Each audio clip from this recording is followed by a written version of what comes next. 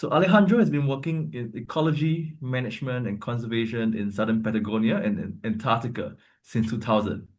Not many people get to do that, and he deals with interdisciplinary projects on the management of invasive exotic species, conservation of native carnivores, and management of protected areas using ecological approaches and different techniques.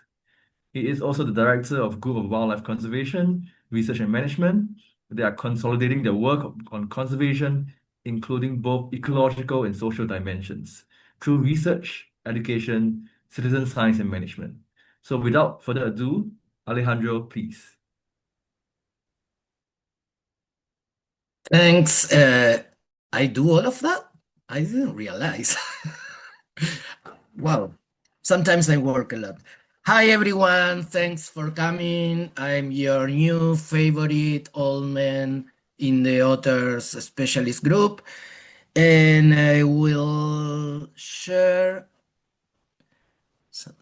Hay alguien esperando admitir.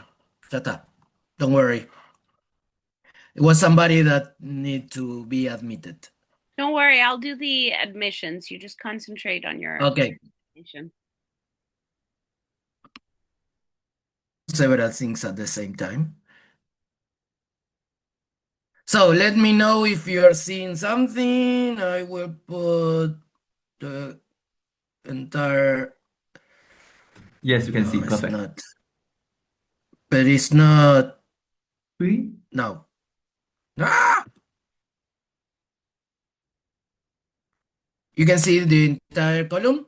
Yes. It's great now. Thank you. Sorry, I don't speak English for a while, since I don't know. So maybe some words I will ask for help. So, thanks. I appreciate really that the yacht circle asked me to be here. For us, it is really for us. I mean, the older people, it's super important to be connected with you all because sometimes we lost the track of the new things, of the new visions, of the new ways to do research or to work in conservation, and all the young people is who bring us new ideas and give us more strong fuerza. Strong fuerza no existe. Strength. Yeah, Margarita, translate. Strength. Strength. I'm here. Yeah. Well, anyway, so I'm professor in the National University of Tierra del Fuego. I'm also a full researcher in CONICET, and I am the coordinator for Lontra Provocax in the OSG and a lot of specialist group. So, but how I want to start talking a little bit of because we never, I know you don't maybe, but we never have to forget that we are people. Sounds stupid, but we are people with a history, and that history is what shape us to do conservation and to do the work we used to do and to do what we want to do. For example, be here, for example, that the committee of the yacht circle is Margarita just say that they are volunteers, but this is a story behind all of us, right? So my story started when I was pretty young. Please don't laugh for the picture. Yes, the guy with the thing in the middle is me, and in the right, of course, you can see my face, but like 20 years ago. So I start like a Boy Scout, and in that camp, in the one you can see on your left, we were all together playing in a creek, in a small stream, and we heard a noise of an animal. So we ran to the place to see what animal was, and we never saw the animal. But we smell a horrible, disgusting smell odor that we didn't recognize, and that was it. Of course, I was 11 years old or something like that. So for me, it was nothing. But then you can read a little bit more in We Love Otters, the book that you can find in Otters Specialist webpage. But so then life goes on normally. I don't know what is normally, but whatever it is. And I decide to apply for a PhD. And at that moment, my advisor asked me to, or proposed me to work with the impact of American mink. We are going to speak a little bit more later on the cormorants in this area. So I start thinking, that was 2003, and I was start thinking and looking forward for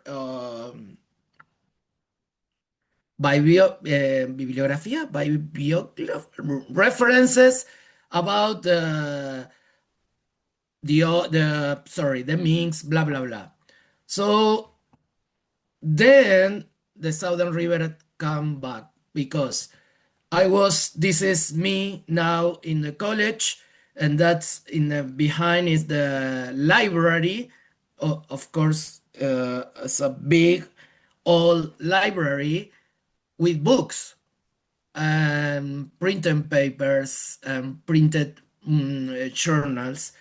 So at that time, we need to look in small cards for the issue we want to look forward, and then try to find something in a thousand of books and journals.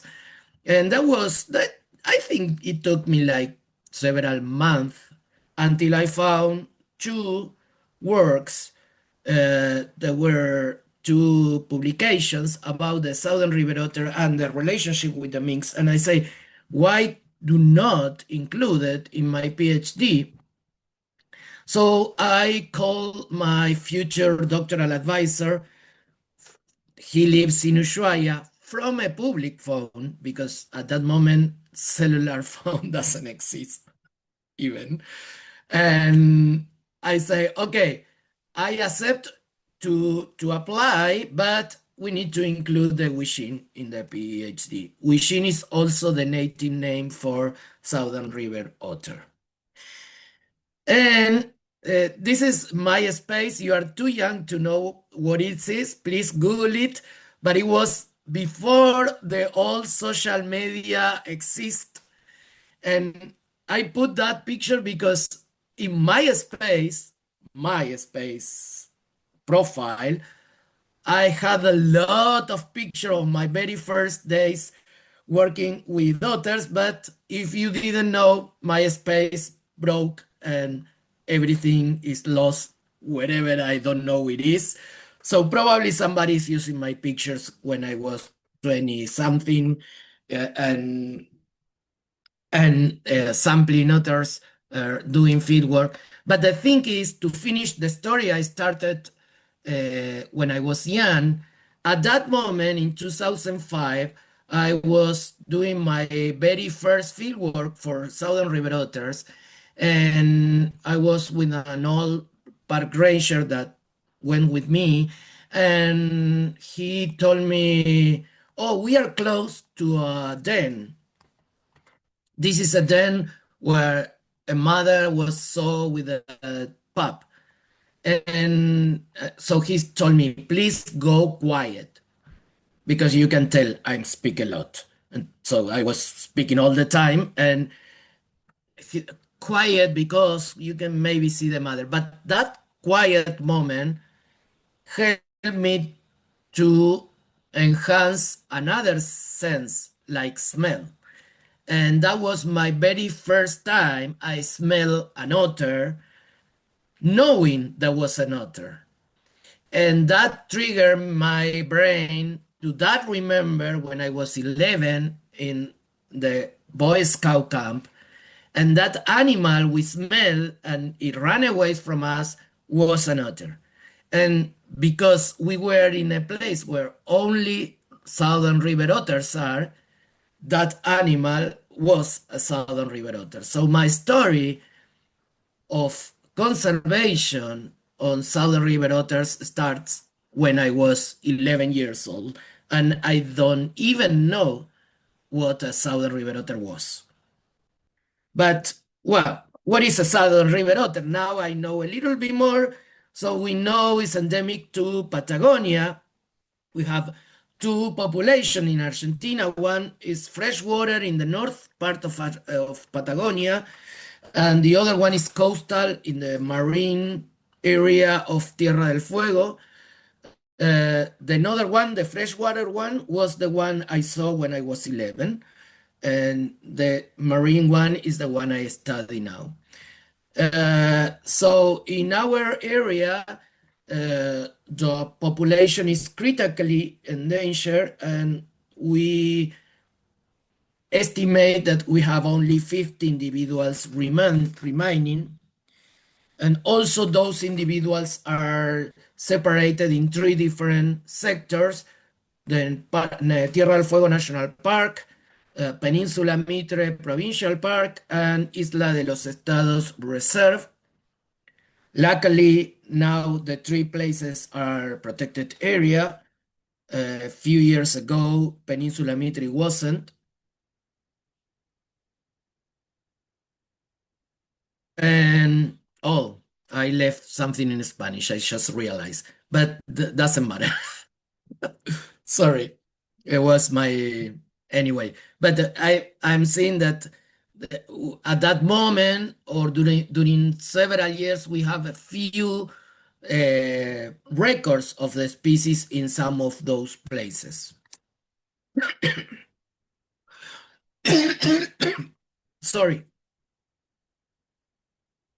Well, this is the type of landscape you can see if you work with me. That is a beautiful, amazing, crazy, and unique day in Isla de los Estados. Because it wasn't windy, it wasn't cold, it wasn't snowy. The boat basically was, or the sea was quiet at the level that we can fly the drone, which is totally rare because normally it's too windy for the drones. But anyway, so what we do in general, what is the fieldwork looks like? Well, we go in a boat if we can, or if we cannot, we try to reach walking, etc., to these places. And then from the boat or from a Zodiac, we go through the coast looking for places that seems to be otterly. And then when we found an area that looks like an otter could be living there, we go down to the boat and walk. And in some cases, you need to walk in places a little bit complicated, are not flat, are not, actually they are like steep, but maybe, I don't know, it could be icy or snowy, etc. And then, of course, do the work, no? Like the technical thing to put camera traps, analyze the data, taking poop. This is more the technical stuff we do. But also, the work is not only on field work, but also with people, and that means that sometimes we need to understand people, and we will come back to that later. So a little bit, just to show you a little bit some stuff about the otters, just we were working and some data. So the otters prefer areas protected, but why they prefer areas protected? Why they prefer protected coast?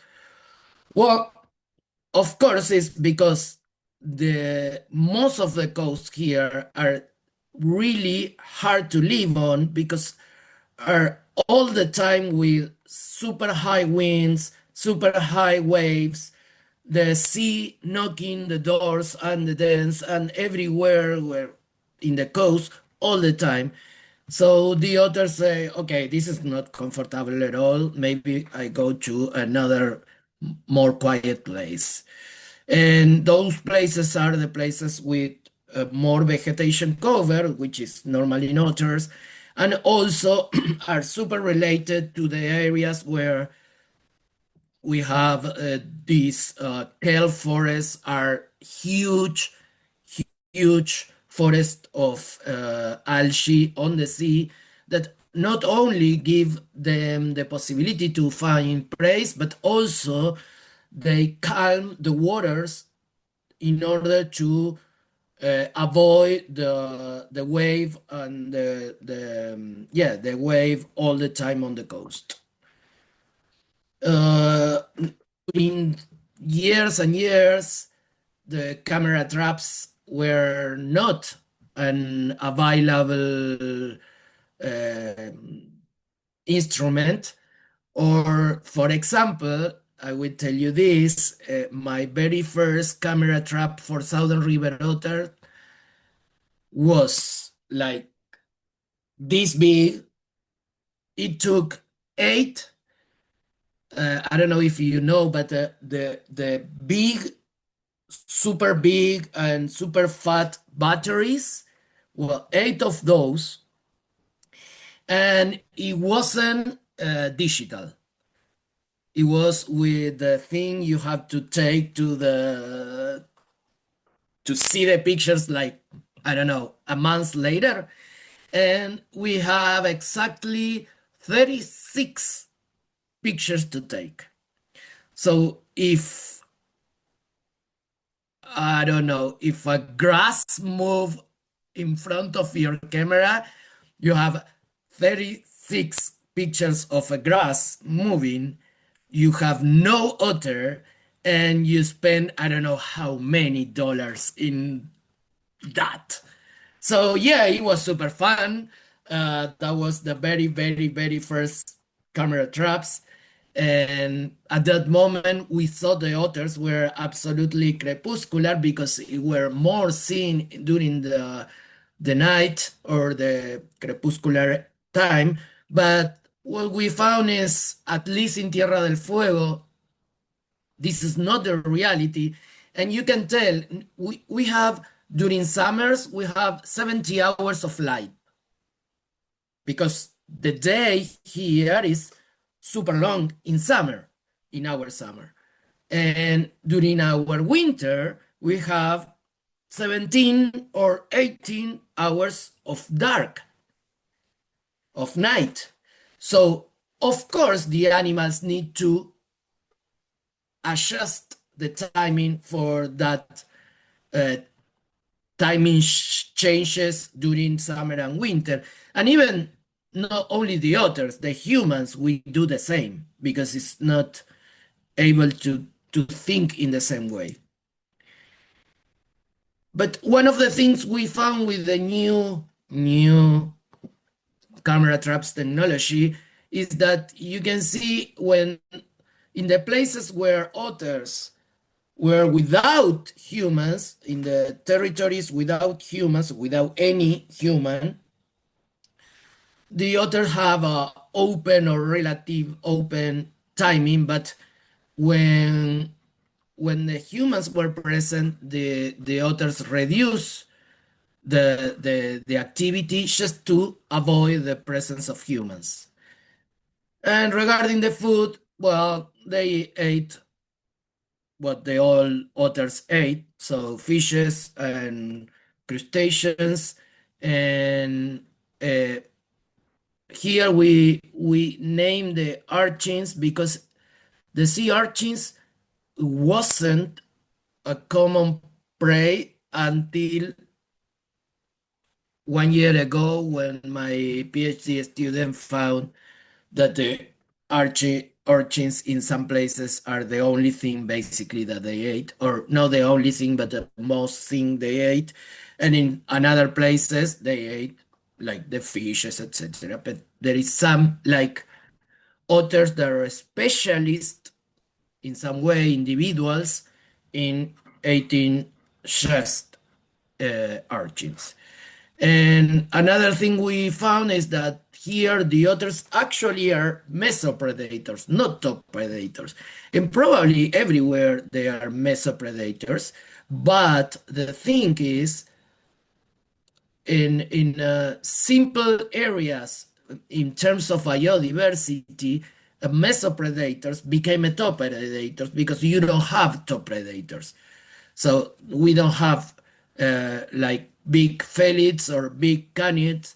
So the mesopredators, which are foxes and otters, are our top predators. And then the mink. The mink is an invasive predator. It was introduced in the 1940s for fur farms, and it has the same habitats, the same ecological patterns, the same diet of the otter. Luckily, the otters are able to some way, when the otters and the minks are present, both present, the otters kind of win the competition. And you can tell the mink is maybe 1 kilogram big, and our otters are 10, 11. So it's like a Chihuahua against a Great Danes. It's like a small dog with a big dog, of course.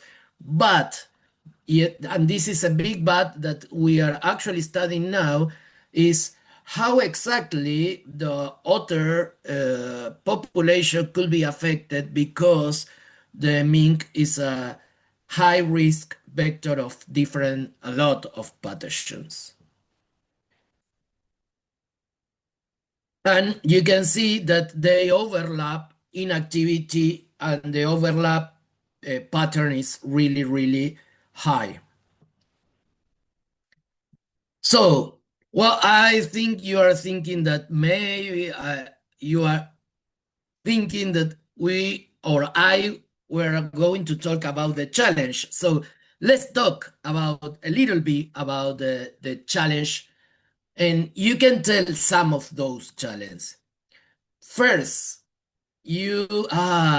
Margarita, let all the people speak because I need to ask a question. Oh my God. How long? What?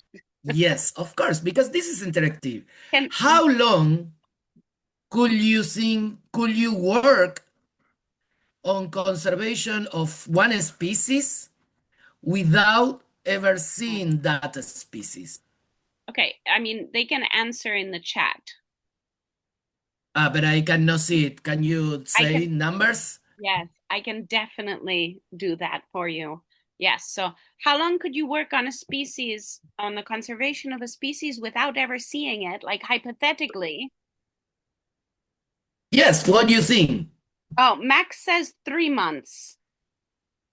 Okay. Rika says 1 year. Simon says, as long as you My can goodness. wait. Simon says, as long as you can sell the story and the funding comes in. I like that. Simon doesn't count. Maya says, depending on how much faith you have. Oh, I like that. Ramesh says, I worked on smooth coated otters for 1 to 3 years. Ramesh, did you ever see the otters that you were studying? Caleb says, a while, depending on what species you are observing, or in this case, not observing, Caleb, because that is the question, and which seasons.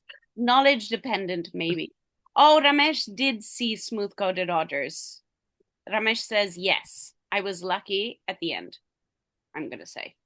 Okay, let's see if anybody else has an answer. A hypothetical answer. Oh, I missed Sandra's Okay. comment above. Wait. I missed one.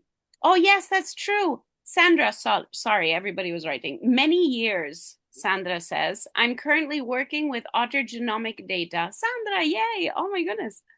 A nice otter researcher. Wow, yes, of course, that's true. But I was meaning if you were working on fieldwork. Oh, yeah. So Yes. Okay, so it I'm took gonna. me 14. Oh my God, 14 years? Okay, I'm 14 muting myself. what? 14 years. I couldn't see of an otter in my very first 14 years. Yes, I did a PhD without seeing an otter. Of course, I had camera traps, but look at the date. I started my PhD in 2005, and that was 11 years later. So I started looking my very first otters. Maybe I saw it in 10 years later. And of course, I found the poop. This is the very first picture of a poop, of an otter poop I had, and you can tell it's horrible because it was taken with a horrible camera without any definition, and I still have that pen. I don't remember where, but I took it and I keep it just to remember something. Okay, so very first challenge to, if you are working with an animal, I don't know, I don't remember who said, but you have to have faith. And it's true. If you need, if you are working in conservation, you need to have faith, not only in the animal that the animal exists, but also in yourself, in your work, and what are you doing, trying to save that species. Second, dealing with confusion. Confusion of you, confusion of the people, confusion of your colleagues, confusion of everywhere. For example, this is an example I presented on the Otter Congress last year.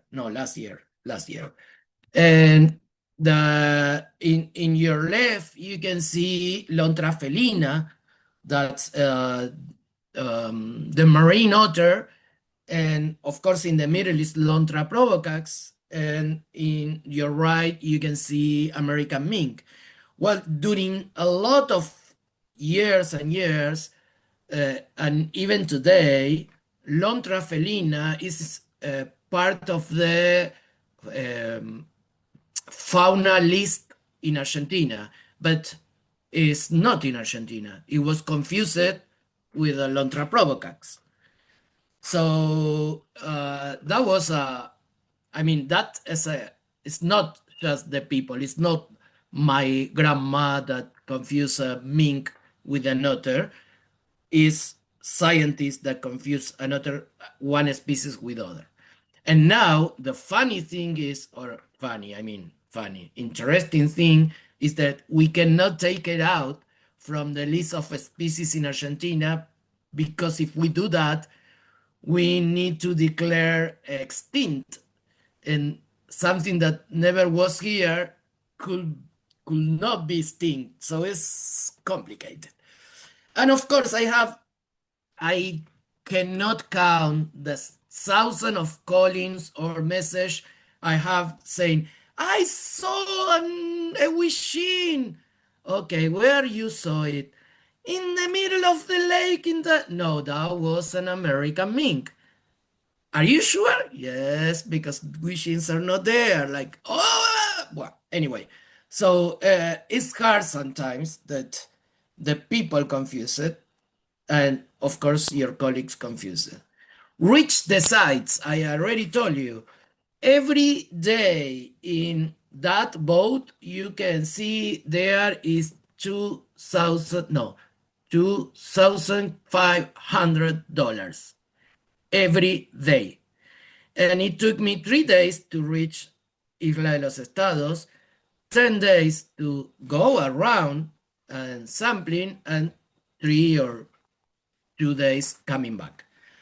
So you can imagine that first is the money thing, like found enough money to go to those places. But then you have like cliff or different situations that you need to walk on the coast. The coast could be absolutely frozen, and sometimes you have a ice layer on the rocks, and you can imagine what happened.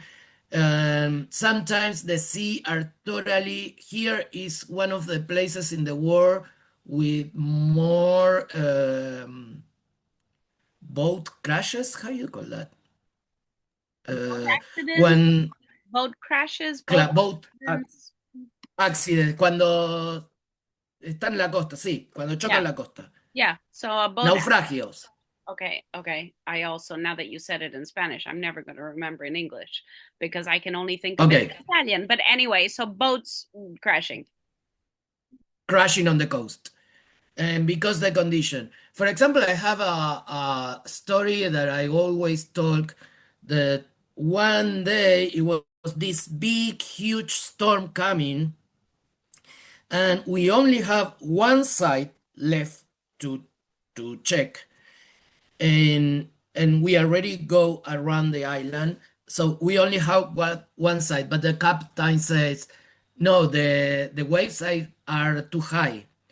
We cannot take you from the boat to the coast. I say, but we need to do it because it's just one, and I'm not coming back in 2 years, so I need those. And we have to rush because the storm was coming, and we need to hurry up to get the port before the storm. So he accepted to take me, but not to the coast because it was too risky for the boat to go to the coast. So at the end, he gave me an orange, it's not floating, but it's an orange saving suit, and I have to jump on a forest, on this algae forest that they create, like a layer of algae, like a net on the surface, and moving like until I reach a deep that I can walk. So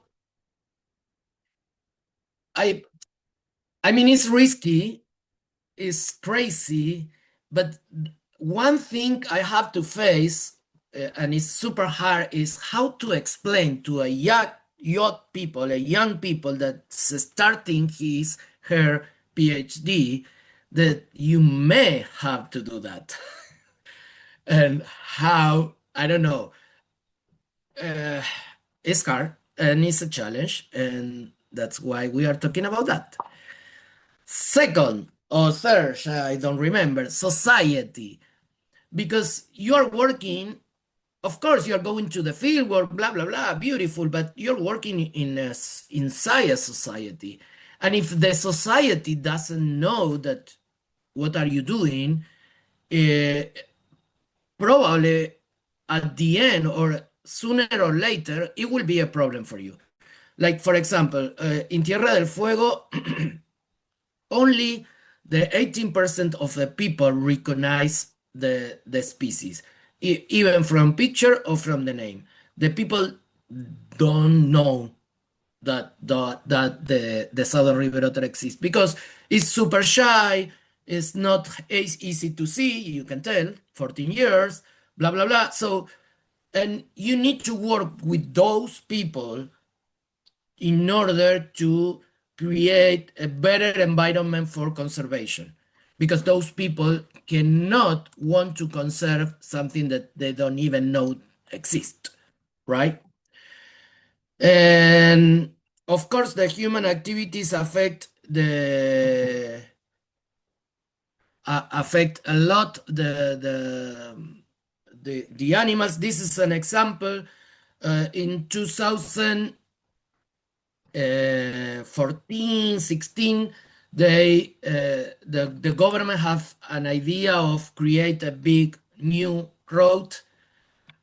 It was a dust road, and they want to create a big, huge, like I don't know, interstate road, something that 6 lanes, etc., all over the Beagle Channel, and it was absolutely crazy. We have a public audience.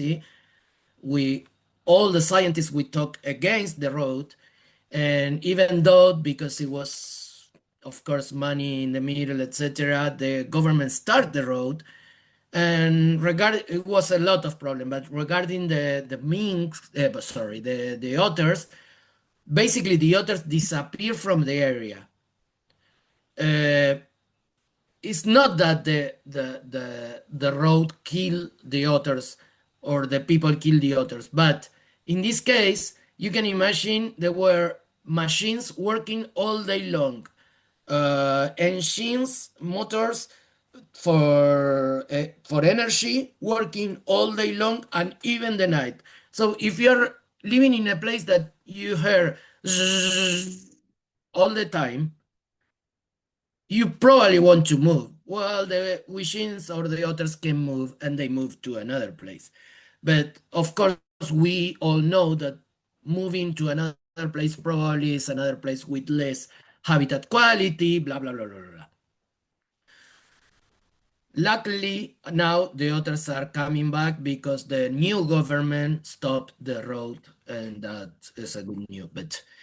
But also, another challenge is to learn, because go to the fieldwork, I think, is the easiest part. Jump into algae forest with a kind of dry suit in the middle of a storm is an easy part.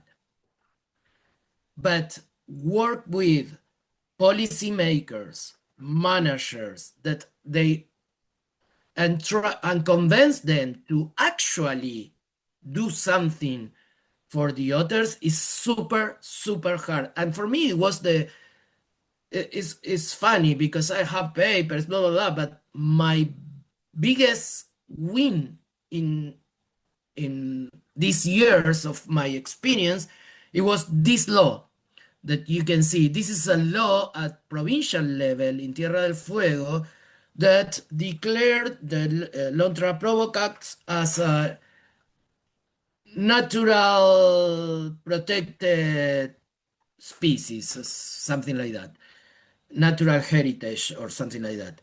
And it means that the government, every decision that the government take, need to think and evaluate if they are affecting this species. And for me, this was bigger than a paper in science. I know it sounds weird, but it is.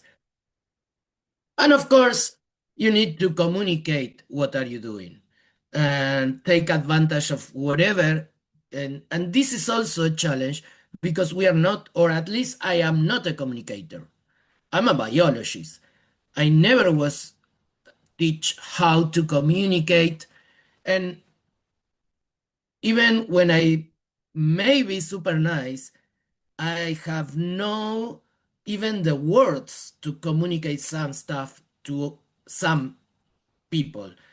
Even you guys, you are 20, you are maybe the age of my PhD student. And for a moment, they say words like, I don't know, words in Spanish that they say, what is that? That's because you don't have Twitter or X. That's because you don't talk with, okay, yes, I don't. So imagine, and we are talking with colleagues, imagine talking with people that doesn't know. So it's a challenge. And the challenge, those challenge, you can solve it by learning more. we need to understand that we know a lot of things about something, but we know nothing, basically. And we need to learn all our life if we want to achieve what we want. Okay, no, that wasn't the. So while I let you look in some videos of otters, uh, I'm open to questions or comments or whatever. Max, do we want to ask some questions? Yes, thank you very much, Alejandro. Yeah, I think everyone can see how beautiful the place is, but also how challenging it must have been for all the field work and yeah, it's really inspiring on how long you've been able to continue your work without seeing an actual otter. I'm not sure if I could actually do that. Okay, for those of you who have any questions, you can type it in the comments. If not, we'll start with some that we have over here. So, for the first one, when you talk about the challenging field work, I mean, obviously you can't do it alone, and based on the pictures, there's a whole team doing the field work with you. How do you actually choose your colleagues or maybe students to go on these field trips with you? Surely, they must be able to be physically active or be able to survive the conditions. Yeah, how exactly do you kind of choose these people for field work? Well, to be true, I don't think about that because I believe that the people can do the work.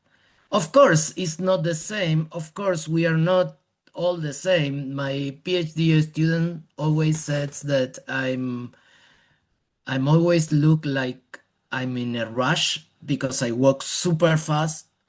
And one of my students, he's actually from another side in Argentina that they are people more quiet and they speak slowly and they walk slowly, and it make me super nervous because I'm from the other side of the Argentina, but still we need to. So to answer that question is no, I do not uh, do a natural selection in that sense. What I do is I tell everyone the truth. Like at the very first moment is you need to walk. You need to walk in cliff, and maybe you have during an entire season walk 300 kilometers because that's our coast. You need to support a boat. You need to jump from a boat to a coast, and la la la la la. And I think we are all grown up enough to decide for ourselves if we can or not.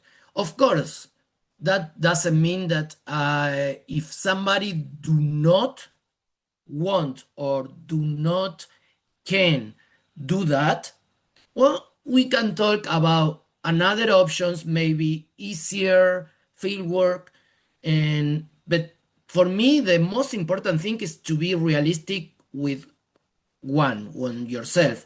So I tell everyone this is the type of field where you are going to face, and it's hard. You will be frozen a lot of time. Maybe it's snowing during 3 days, and you are under a 10 during 3 days with snow, and that could happen. And they still want me to be a director. Okay, go ahead. Okay, yeah, I think that's a good answer. I think for most people, if they are really motivated, they would find a way to deal with it. Okay, we have the Absolutely, next absolutely. we have the next question. I mean, it's been a long journey for you in terms of both fieldwork and research. If you have any advice you give to your 20-year-old self starting out as a new author researcher, what would you have done differently, and what advice would you give to yourself? Hmm. Work with birds. No, no, no. No, just kidding, just kidding. Well, that's an interesting question. Super RuPaul question. It's like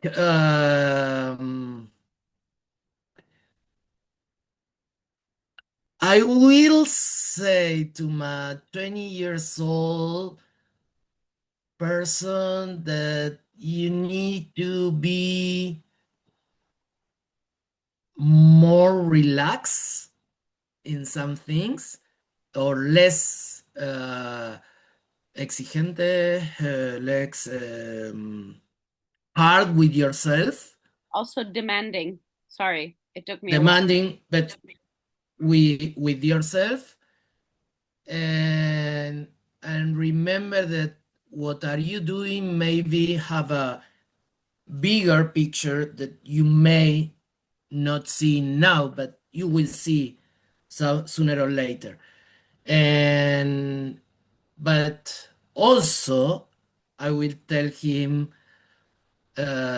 try to do not lose, even when you need to calm down with yourself and with the science.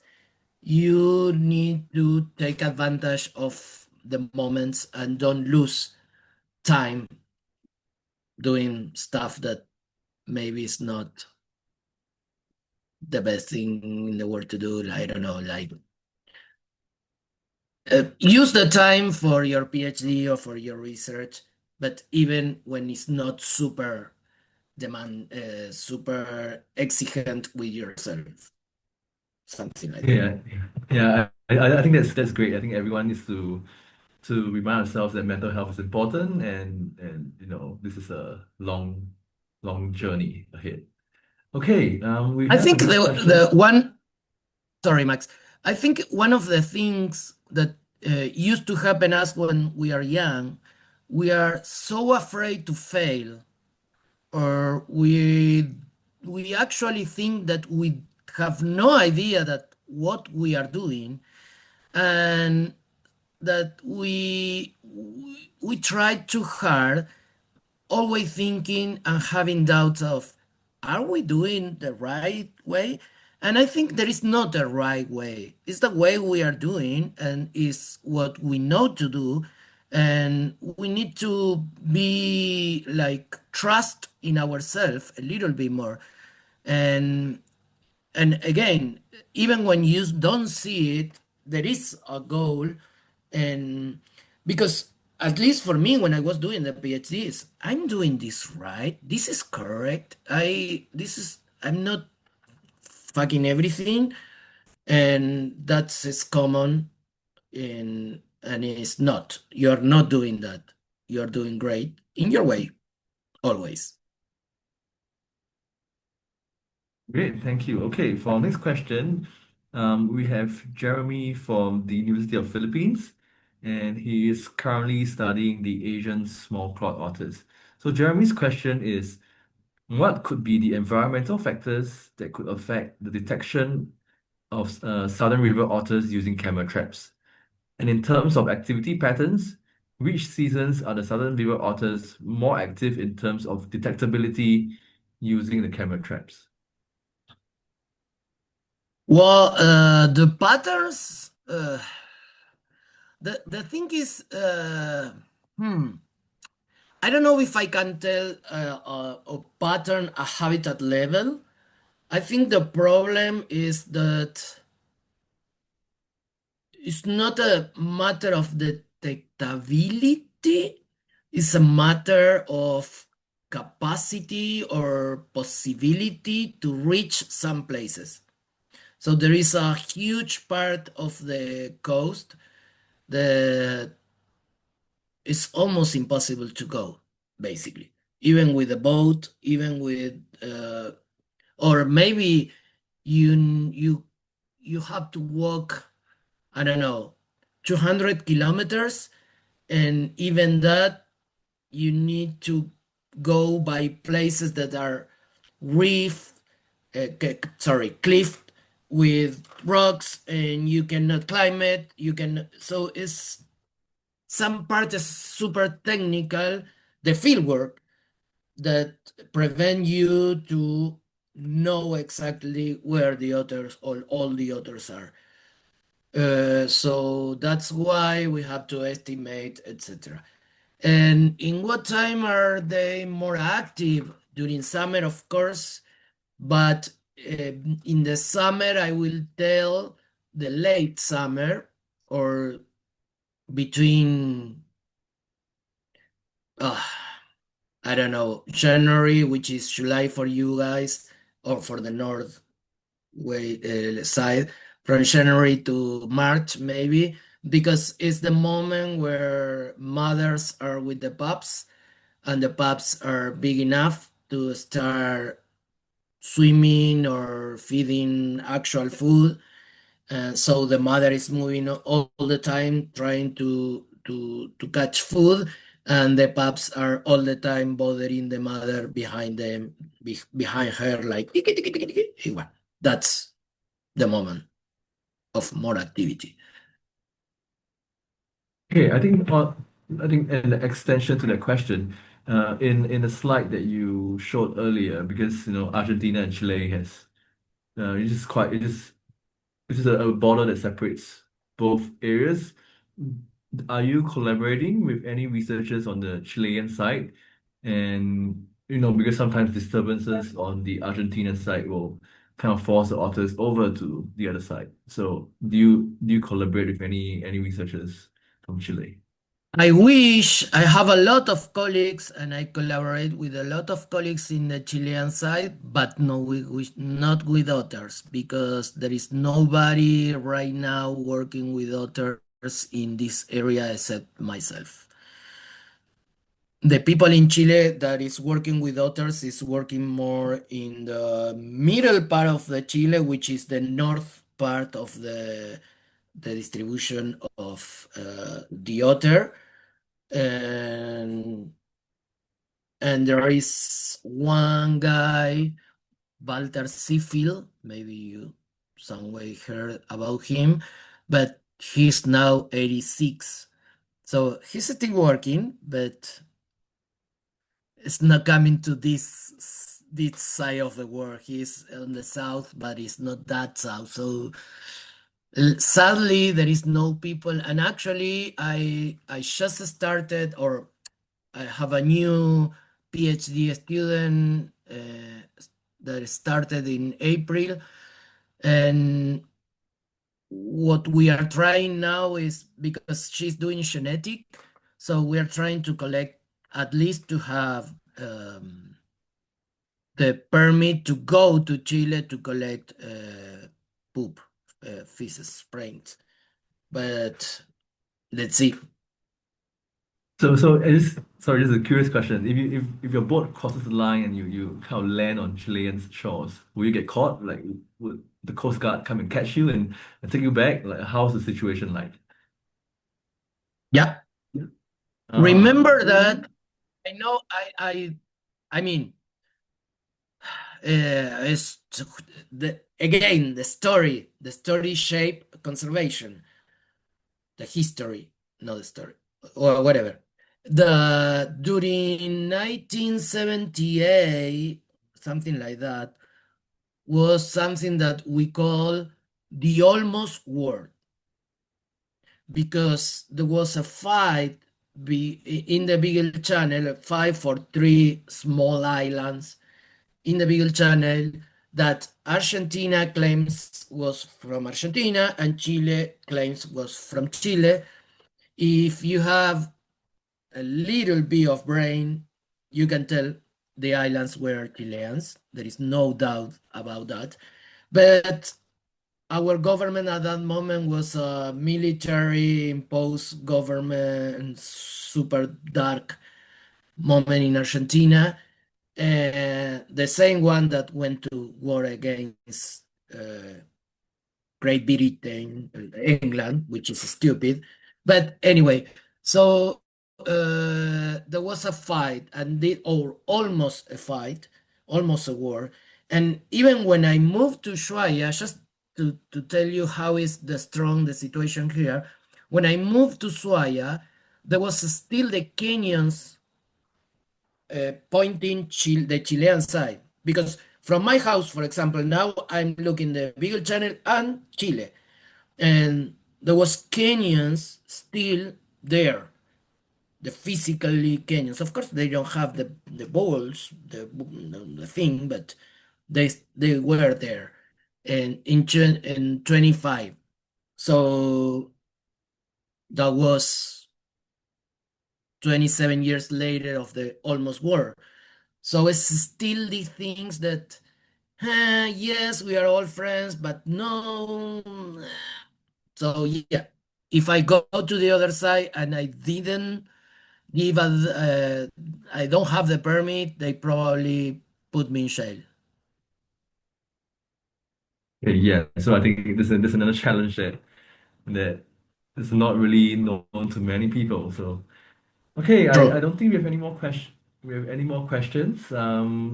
What we can do before we end, if we could request everyone to turn on their cameras, and Margarita will lead with the photo.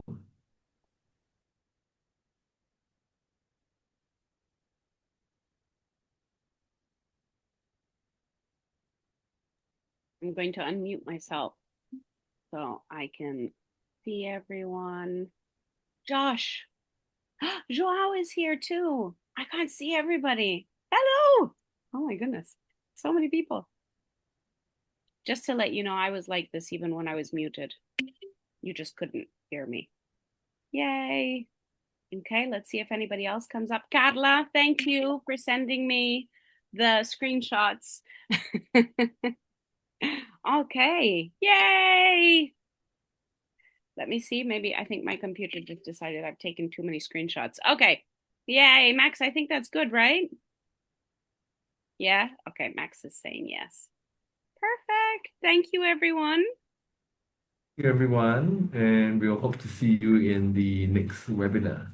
Yes, definitely. Yay, 6th webinar. Okay, thank you guys. Okay. Bye. Thank you. Bye-bye. Thank you all.